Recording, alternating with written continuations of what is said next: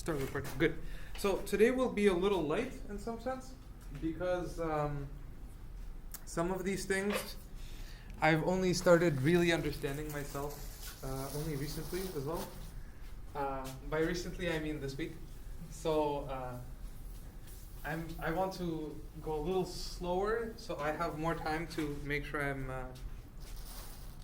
I have some perspective on the subject. So today, in the last couple days, I forgot to bring my notes that I prepared for myself. Okay, that's fine. Hopefully I'll just remember. So in the last little while, we spent a lot of time talking about, so we talked about previously, we talked about tight binding models, and we spend a fairly significant amount of time talking about connections, right? And saying that, connections, we have some parallel transport that we want to define with it, so on and so forth. Okay. But as we recall, the title of the reading group was Topological Insulators and not Tight Binding Models and Connections. So, for this reason, today what I want to do is, we're going to finally find an insulator, understand in some sense what an insulator is and how insulators can appear in tight binding models. And then we'll kind of look at it and try and see, can we try and compute something and find a connection in there, okay? And then we'll find a connection. So we'll do a tight binding model, realize how it could maybe give us something that we can interpret as an insulator and argue why it should be an insulator. And then we will compute something and find a connection in there. And then I will then just say a few very, abstract words about what we might hope to do in the future with this connection and what it might mean. And then I'll kind of relegate that to the next week. Okay? So this should be kind of nice and simple, unless I am confusing. David talked about like a band insulator, right? We Okay. don't really talk about anything. Okay, so in that case, this will not be completely useless for you. I am happy. Good. So, let's, for the millionth time, try and review what our tight binding model was, right? So, let's just remind ourselves of some things.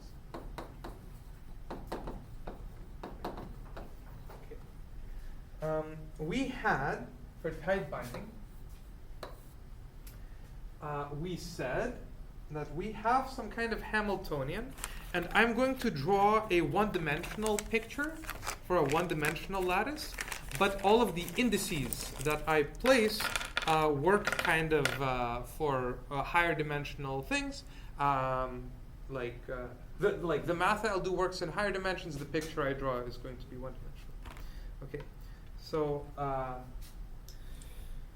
suppose I have some lattice, right? And in the tight binding model, I say, I have some kinds of sites, some kinds of atoms that have electron orbitals, and maybe these atoms are not the same degree. There's some way to distinguish between them. But the point is, whichever way there is to distinguish between them, at the end of the day, I get a picture that is somehow periodic. Do you agree? And then what I say, suppose my Hamiltonian is a hopping Hamiltonian, meaning that the only things that are kind of allowed is I can jump from here to here or back to here with some hopping amplitude. So say yellow is site alpha and green is site beta. then, okay, here I can hop from, with strength T alpha beta. From here to here I have some maybe other possible T alpha gamma, some other hopping strength, so on and so forth. And so, in other words, how I can try and quantify this is, first of all, my Hilbert space is the span of these kind of orbitals, orbital states, which I will denote as alpha sub m.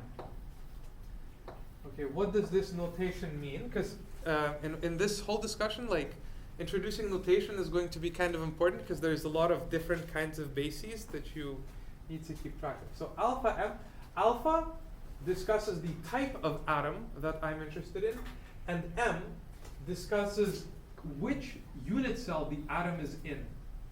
So this is, say, the mth unit cell with maybe, say, position m dot a. So m is an integer. A is like 2 or 3 reciprocal lattice vectors, and m is, say, 3 integers. And so m dot a, what I mean by that, I mean m1 vector a1 plus m2 vector a2 plus m3 vector a3. This is what I mean by this. So this is not a dot product. This is like a component-wise thing where in the end, this is a vector overall. Okay, this is what I mean. Do you agree? So this is the first kind of assumption.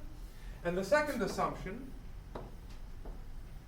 is that the Hamiltonian is written entirely in terms of these kinds of hoppings, where the only thing I allow is kind of hopping from one side to another with some energy cost T.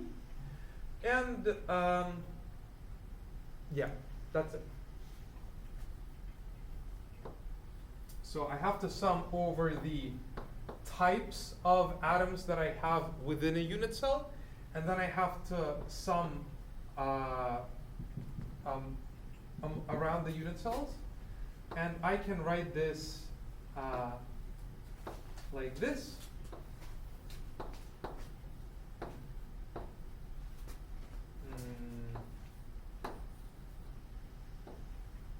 Okay. So before we used, did we use like the second quantized notation with C daggers? With creation and annihilation operators? You mean the Yield dagger? Yeah. So this I can think of as a alpha and dagger, and this is a beta and dagger. So I will kind of define my notation to be this.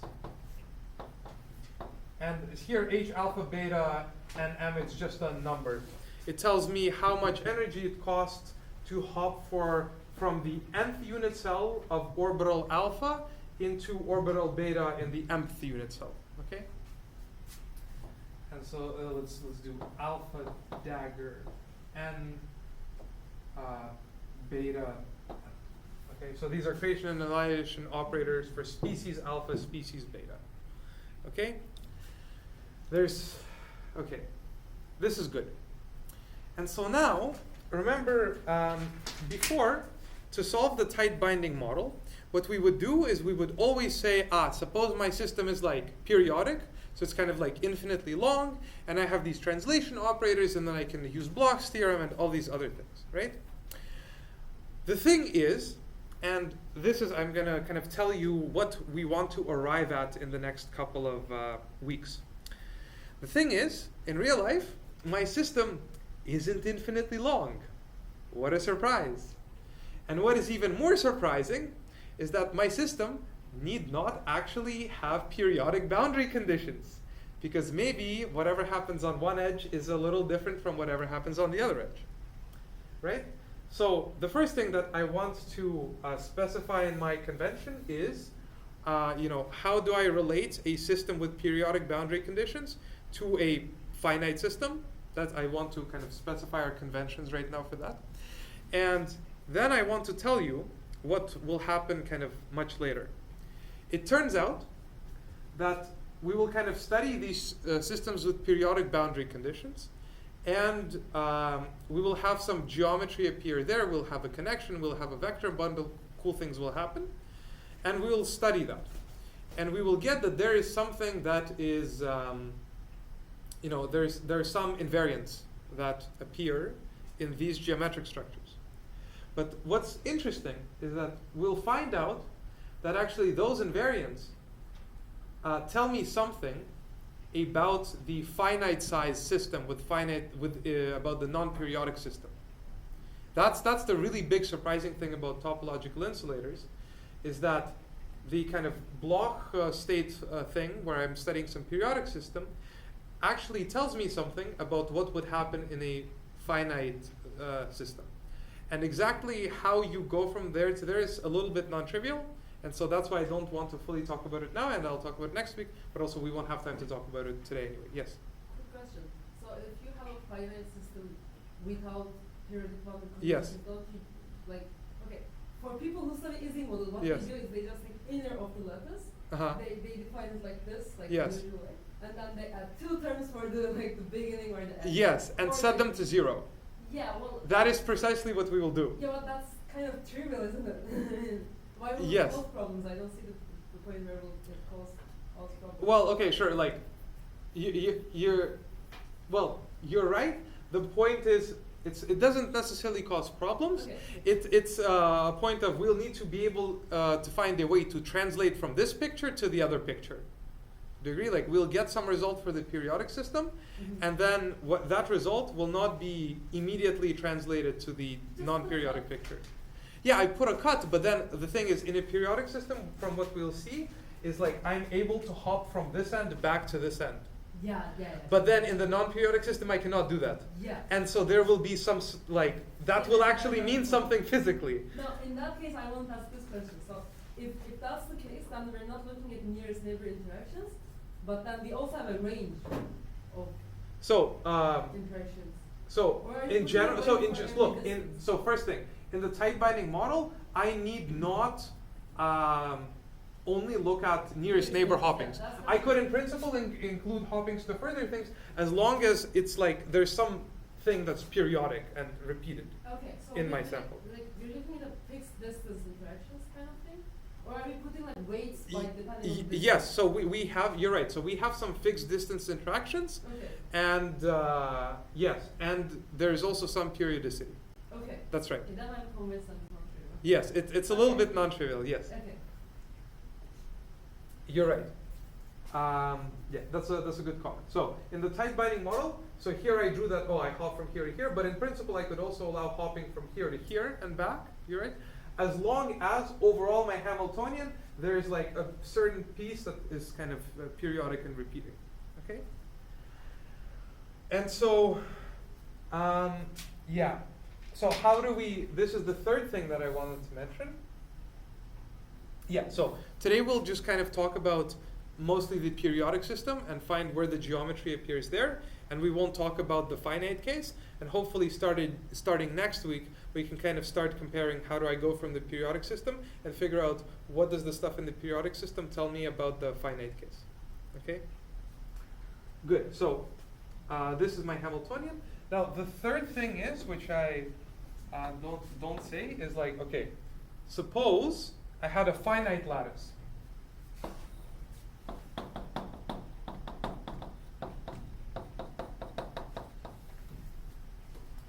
Suppose I had a finite lattice like the one, I don't know, above. It had some repeating unit cell. Okay. It had some hoppings. So finite lattice. It also had some Hamiltonian like this. Whatever it was. You don't have to copy this down. I'm just kind of copying it down for no reason. Okay, it had some hopping terms, but this is a finite lattice, right? This Hamiltonian will not be periodic. not necessarily periodic under translation. Do you agree? Because if I shift this whole thing this way, well, you know, there are no states kind of on this edge, there are no states on this edge, so it didn't kind of translate back into itself, the hoppings. Okay? So how do we take this and turn it into something periodic? It's kind of, I said this before. How do we enforce boundary conditions on this? Well, yeah. Suggestions for how to take a Hamiltonian on a finite lattice that is kind of this form and turn it into something periodic. Yeah, I glue the sides, and essentially I allow this to kind of hop to this other, to this side. Okay? So, But is that physical? not necessarily. Well, it's okay, I'm enforcing some periodic boundary conditions. And it's physical in the sense that if you were to look at the, so, and this is what we will see. If you were to look at the bulk of the system, like suppose you have some like sample, and it's, you know, maybe it's small, but relative to the atomic size, the sample itself is very big, right? And so if you looked in the center of the thing, if you look around, everything seems translationally invariant because the edge is so far away from you, right? So in the bulk, you would expect that whatever we do with a block Hamiltonian should be pretty good. The problem is going to come where? At the edges. That's right, at the boundaries. And so we're going to see that you know, this will not necessarily describe something that happens on the boundary. But actually, it will still have some information about what happens on the boundary, and we'll just need to understand how to extract information from the periodic case about stuff that happens on the boundary. And this is what we'll see are these edge states. And this is actually what people say, like, there was a talk when I was in second year about topological insulators. And that's the first time that I really got hyped about condensed matter, because they were saying words that I knew from topology, and I didn't understand the condensed matter, but I understood like what a fundamental group was, and I was like, wow, that's so cool. And like rough idea is a topological insulator is something that is in an insulator in the bulk, but can conduct electricity on the edges. And the crazy thing is, like, if you cut it, like just take your material, just cut it, then now the new two pieces will also still have those properties, where it is an insulator in the bulk and can conduct on the edges. And so we'll see from this picture today, hopefully, why I could have an insulator somewhere in the bulk. We won't see why cool things happen on the edges, but okay, that's why it's a separate discussion. Okay. So how do I turn a finite thing into a periodic thing? Is I add hoppings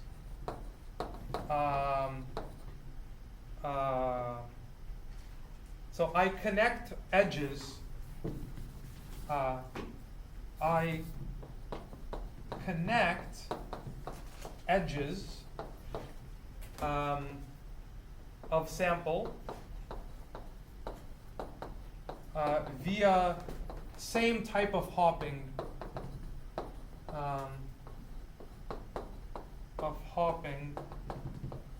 as like the finite lattice Hamiltonian, as okay. Very good.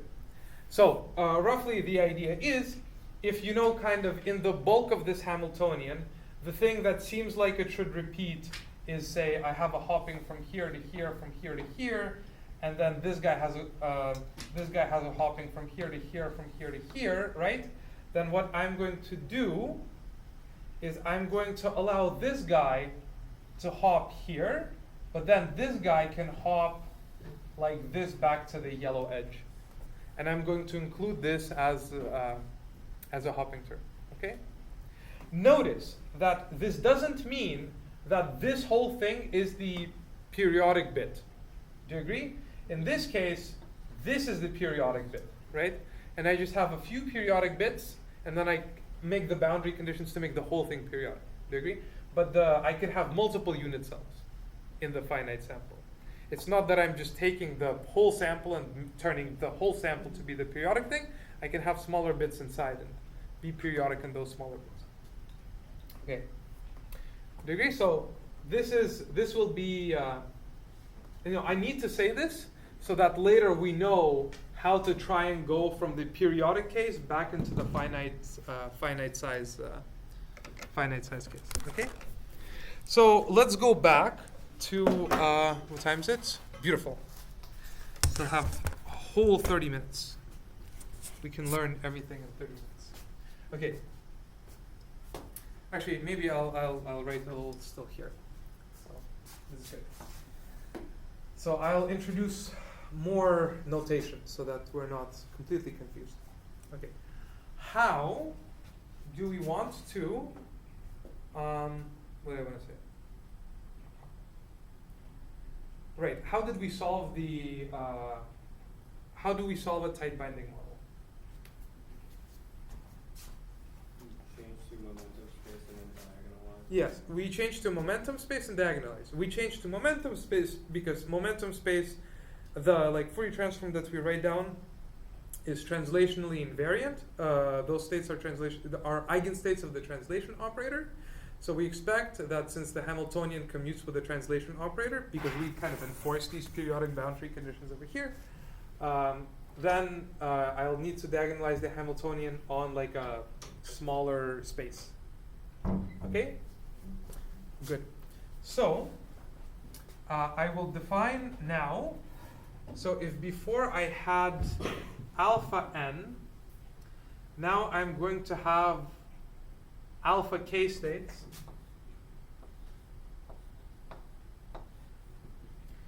where this is going to be 1 over root n sum over m e to the I k dot m dot a m dot a alpha m. Okay, so it's kind of like I wrote down the Fourier transform of this. And actually, so this is a thing that I've been confused about for no reason. Is okay, do I put a minus sign here or not? What's the convention? And it's insane because I was sure that this is correct, and this is what I used for a year. And then in my problem set, it was the other convention. But then I looked back at some of the textbooks, and it's this convention. And anyways, the notes by Sergeyev that I'm following roughly use this convention, so I'll stick to it. And okay, whatever. Didn't you say it doesn't matter, but It shouldn't matter, but in some sense it does matter because it's like, do I have a wave traveling left or right? And it's like it doesn't matter up to something related to left or right. Spreading out. Yeah, it shouldn't matter, but yes. I actually asked Krapel Uh-huh. today, and there is like a reason behind the convention.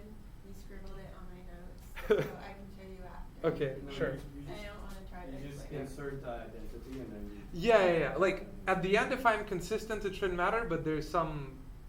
It probably breaks with some other convention that people use. Okay, it doesn't matter. We stick with this for now.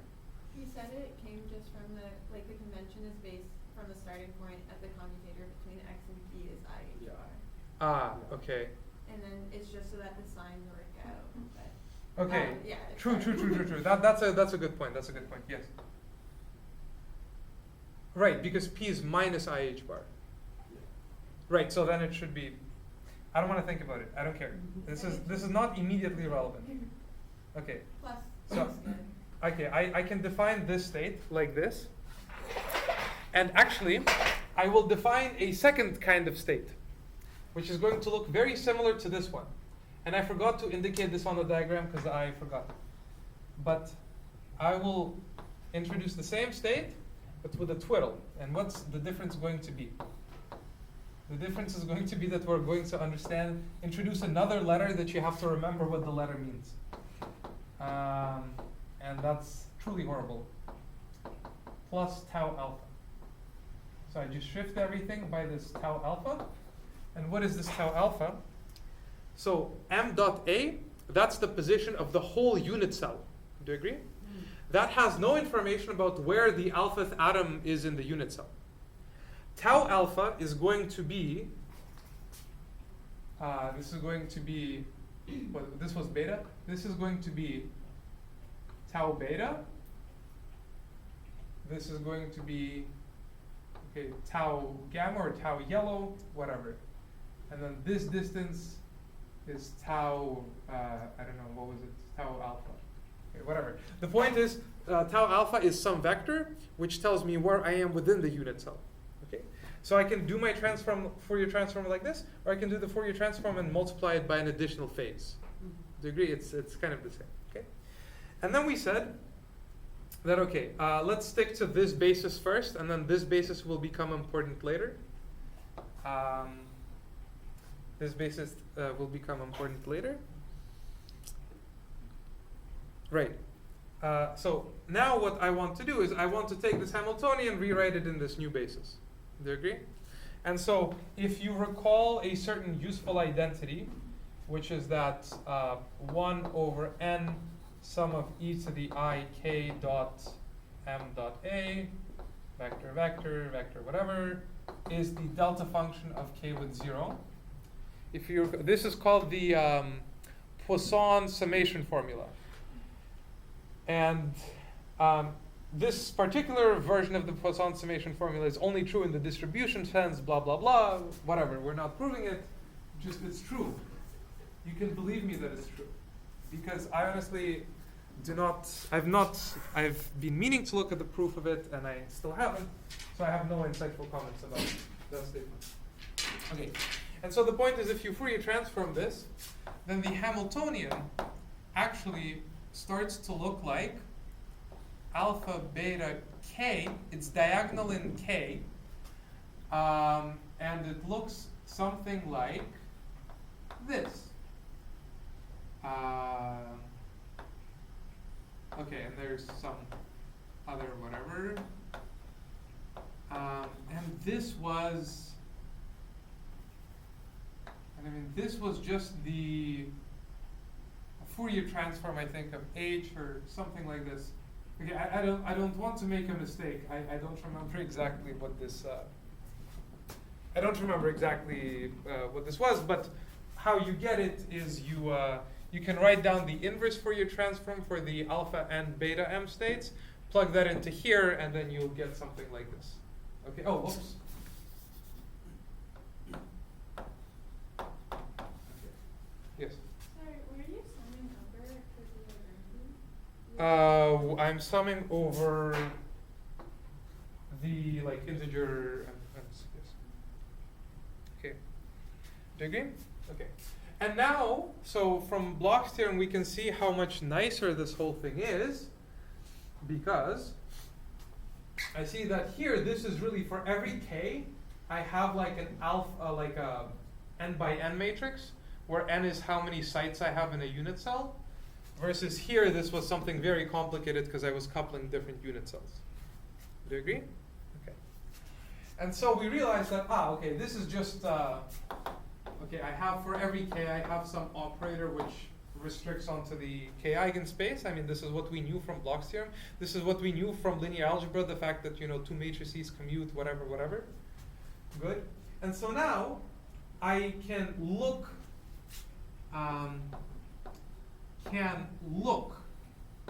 at eigenvalues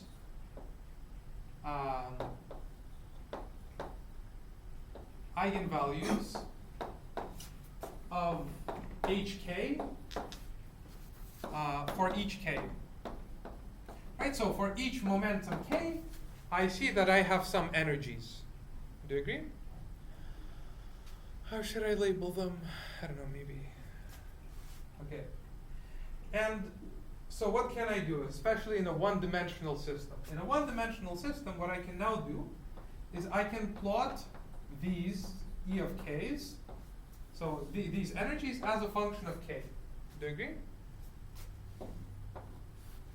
And I'm going to get some plot. And this is what we call, do people know what we call these kinds of plots? Dispersion, energy dispersion, or energy bands. This is when people talk about band theory, this is all they mean. They mean like, oh, I have some like periodic system, usually a tight binding model, and so then I can do this thing and plot energies in momentum space as a function of momentum. Okay, so okay.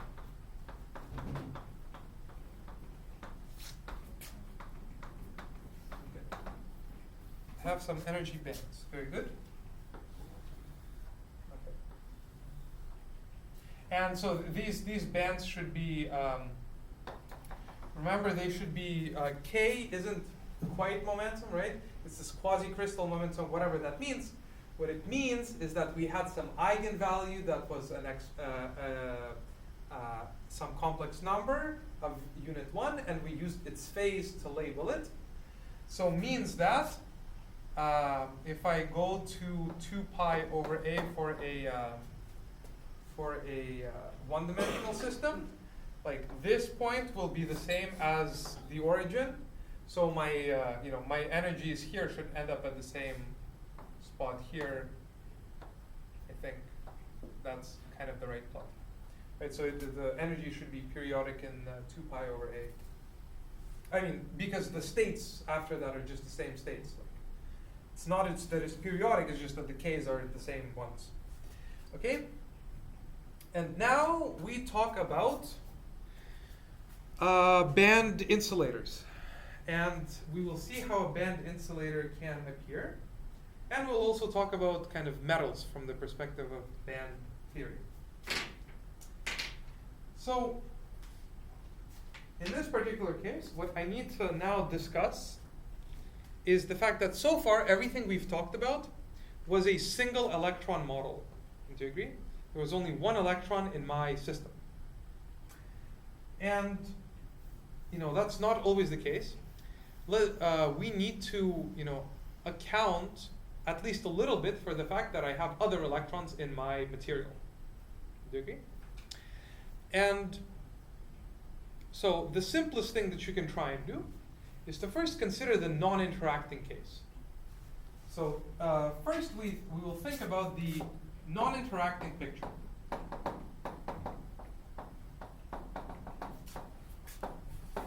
In the non-interacting picture, okay, so you might remember from the postulates of quantum mechanics that if you have a bunch of if you have some non-interacting system, then the new Hilbert space is some tensor product of previous Hilbert spaces, whatever.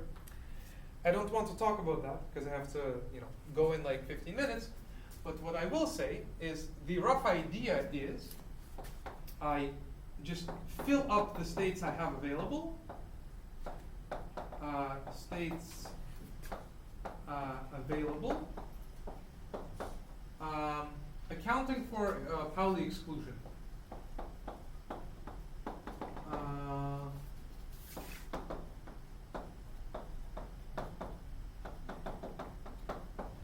So remember that we have the Pauli exclusion principle, meaning that if I have a bunch of electrons, then I cannot have more than one electron in the same state, in the same quantum mechanical state. I can at most have one electron, or no electrons in that state. Do you agree?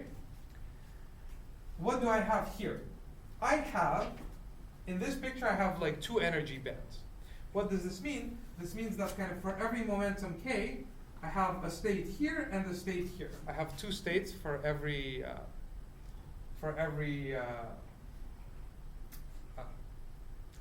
I have 2 states for every k. Yes, sorry, that's right. So one thing that I'm not quite saying is that, okay, if I really think of like some continuous limit, I don't have like a single state per k.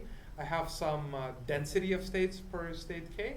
But usually how you can think of it is I have a material, do you agree? And it's finite of length L. And so my states might not be finite in kind of this size, but they definitely should be like somehow periodic in terms of the whole material. And then in that case, I should have like 2 states that are close to each other should be separated by length of at most 2 2 pi over L or L over 2? 2 pi over L. 2 pi over L, and then I can kind of figure out how many states do I have per like unit length of momentum space, okay? And so I can do this counting in a reasonable way, okay? So first question is, okay, I'm telling you that I want to fill up states, and I want to fill up states accounting, like just fill up, you know, one state at a time. And so we're going to do all of this at 0 temperature. So at 0 temperature,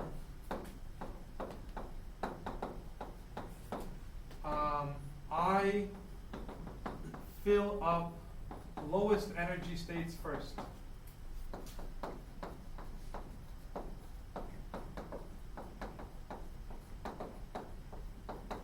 Okay. So the idea is roughly, I have some, this is my states for a single particle system. And if I wanted to add a bunch of non-interacting electrons, right? Each electron has to occupy some kind of state, right?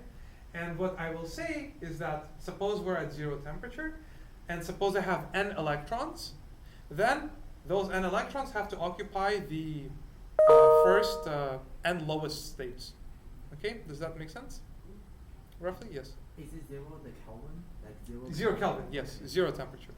Actually, 0 temperature is a surprisingly amazing approximation because you find that fluctuations happen only in energy, only happen on order of k times t of your system.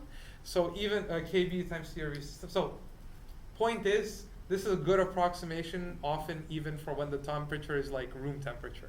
It's kind of crazy. Not always, but this is good enough for now, for our discussion. And worst case, you can imagine that somewhere downstairs they have a good fridge in certain particular labs, and they can get pretty close to 0 temperature, so that it's definitely a good approximation. Anyway, so at 0 temperature, I fill up n states first, and then suppose, so we're going to say, suppose I have n electrons. N electrons. Okay, and let's see what happens. Okay. First of all, what is this n of electrons usually going to be set by? How do I know how many electrons I have in my metal? Or not metal, just material, yes. Oh, I was going to say just how many electrons. Yes, that's right, but that's set by what? So my material is made out of what?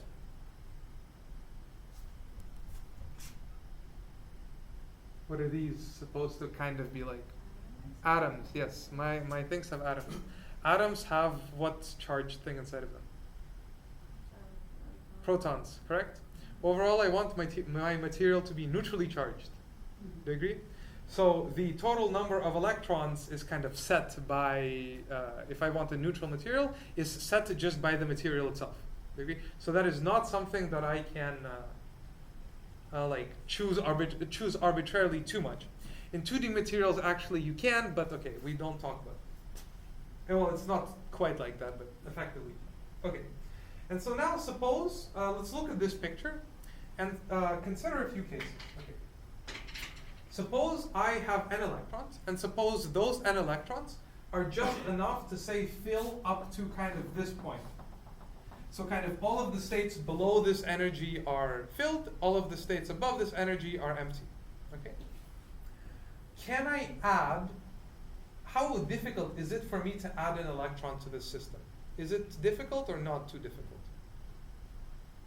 If I want to add an electron to the system, do I need a lot of energy to add an electron to the system? No. Why? Yes? You don't have to go from one energy to the other, you just have to go a little bit. Yeah, like if this is the highest energy that's filled and I want to add another electron, there are states available right nearby of very close energies. So I need almost no effort to just throw in another electron. So is this going to conduct electricity really well or not conduct electricity too well? Conduct or not conduct? Conduct. Conduct. Oh, good. It's easy to add an electron. Yeah. It's easy to move the electrons around. So therefore, in this picture, this is a metal. So once again, this is kind of a non-interacting picture. If something is a metal in the non-interacting picture, doesn't mean it's going to be, things could change. But oftentimes, this is actually a pretty good, when this approximation is good, it's a good approximation. And so sometimes this logic works, sometimes it doesn't, but this is the logic. Okay? Now, suppose I had my energy, like all of this, I had something like this, where all the states below the red line were filled, and all the states above the red line were empty. Okay? So now this is, now suppose filled up to the red line. In this case, is it easy to add an electron or hard to add an electron? Hard. Why? Because there's nothing that's like immediately close. I need some finite energy to be able to add an electron in the system. And so this should not conduct electricity. Why? Because even if I wanted to like rearrange my even if I wanted to rearrange my states, right? I need to do it in like 2 steps. I need to move this to somewhere and then something else into the empty spot now, right? But I can't do that in the lowest band because I can only have one thing per site at a time. Do you agree? So I can't like take this, move it here, and then take the thing that was here that was moved here. I can't do that because that means at an intermediate step I have 2 things kind of in one spot at the same time, right? This is all a very kind of heuristic argument, but it works. Okay? And so, and I can't really move something to the top band because that requires a lot of energy. So what is this kind of thing going to be called? This is going to be called a band insulator.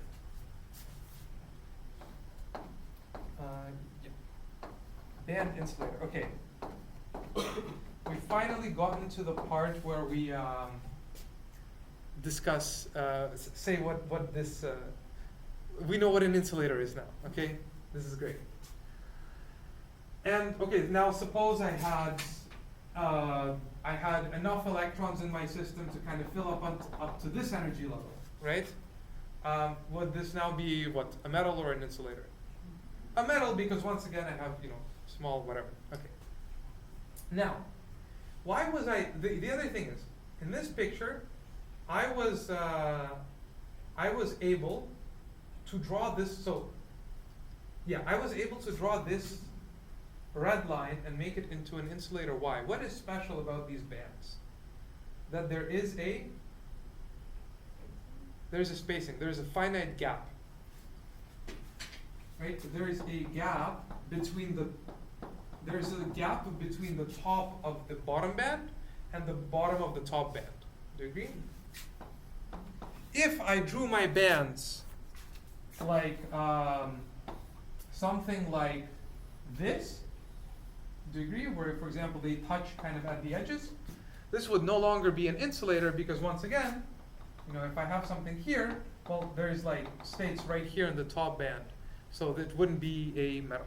So clearly already, if we want to study insulators, we want to study bands that have a finite gap, between the energy dispersions, and so this is kind of for much later in like 2 or 3 weeks.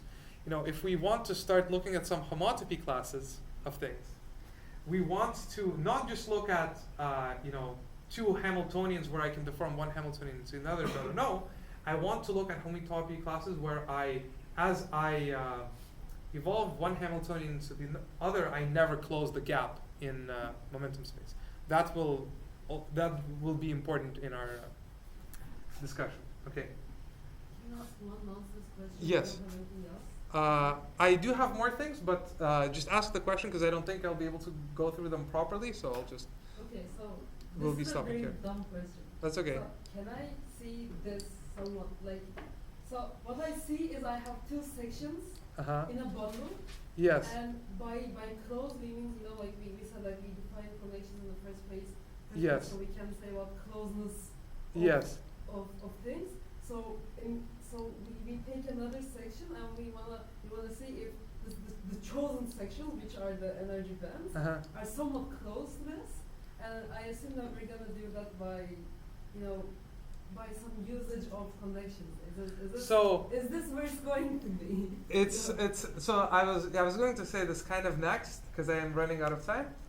The idea is not quite. Okay. I'm not going to be trying to compare this band to this band. No, not those two, but Uh-huh. like the orange Oh, and the yellow. orange? Yes. So they're like two chosen ones, and then you give me an arbitrary one, and we wanna check this first. Not quite, not quite, because look, this is an energy E of k. Yes. My vector bundle I'm going to construct is going to be not the energies, but the states themselves, the eigenvectors. Yeah. Well, So okay. this is not going to have much sense in terms of, this will not correspond to some section of that Yeah, vector bundle. But But I will have a connection, and the connection will be as follows, and this is where this basis versus this basis matters. Okay, I'll just tell you the connection, but I was going to initially like do a calculation and the Okay. connection would appear there, but I'll just tell you what the connection is as like a teaser for next time. And the connection is as follows. So I have this alpha twiddle basis. Do you agree? Yeah. My Hamiltonian is going to have some energy eigenstate, psi k. Do you agree? Equals E psi k. Do you agree? Okay, I should probably add an n index where it's like the first energy, second energy, whatever. Actually, yeah, I'll add an n index. E n of k. Do you agree? So now, okay, my vector bundle is going to be a trivial vector bundle actually, because look, I have my momentum. That's my base space. My momentum space is the base space, and at each point I glue these states or these states, depending which basis you choose. But this is, yeah, I mean it's the same vector space, and I have global coordinates. Do you agree? Yeah. Like, cause here they are. Yes. They're right. Okay, global coordinates. What I will be interested in though is one energy band, which will be some subline bundle. Yeah. So I can can't I see that as a state in the vector bundle of that? Can I not see it as a state? What do you mean? I mean like that whole Line bundle, is it's a- many is a states. State, right? It's many different states, right? Because I Yeah, have a but different space and momentum space. Yes. It's a kind of overall state of the system in Yes. some sense. So like there's the states I of can the particle, and then there's the cumulative state. I can kind of think of it that way, but I would not use the word state for that because Okay. state means this, not yeah, I get this. that. So okay. roughly that's the right idea, but Okay. don't use those words because Okay. those words mean something. What do people say Okay. for the overall state? So what we'll find topological equivalence classes. We'll Okay. find equivalence classes where like certain bands are equivalent to others, Uh-huh. and then some others won't be equivalent to others. Okay. Okay. The connection. I have this energy eigenstate, and this energy eigenstate I can write in terms of this basis or this basis. Do you agree? With some coefficients. And so I can write it in the basis, so I write it in the basis with coefficients. And so the convention is to use, in the book, is to use psi k, these coefficients, to denote things in this basis, and then u coefficients to denote things in this, well, actually, u alpha is loop of k, this is also of k. Okay. Okay, I'm going to end like right now because I do have to dash. Okay, I can write down it in this basis with these coefficients, okay? And now, and so suppose I pick one energy band such that it doesn't cross any of the other bands. Mm-hmm. So this means that I can really define a line subbundle, because then I don't have any ambiguity. Like if these were to cross somewhere here, then how do I know which vector is which one? There's ambiguity, so we don't do that. So we suppose it's isolated, and that makes sense because we want to talk about an insulator. So some bands have to be isolated. Okay, and then the connection is is, okay, I'll write the proper notation, and I will not write the improper notation that people use that's confusing. I'll talk about it next time. And it is U alpha K star, where star is just complex conjugate. Let's just use complex conjugate, times the derivative with respect to K of U alpha K. And so this is going, yeah, that's right. And this is going to be my connection. You can think of it as a connection also. Remember, this is a line bundle, so it's some U1. So I only have, the connection form only has one output. So you can think of this, you can turn this into a connection form very easily if you wanted to. Right, because it just, yeah. Okay. Does the kind of maybe vague direction of where we're heading make sense, right? We have these insulators that are insulating because of this kind of single particle picture reasoning, and this kind of quantity will appear in some physical things that we calculate, and it will help us compute some topological things, in the sense that it will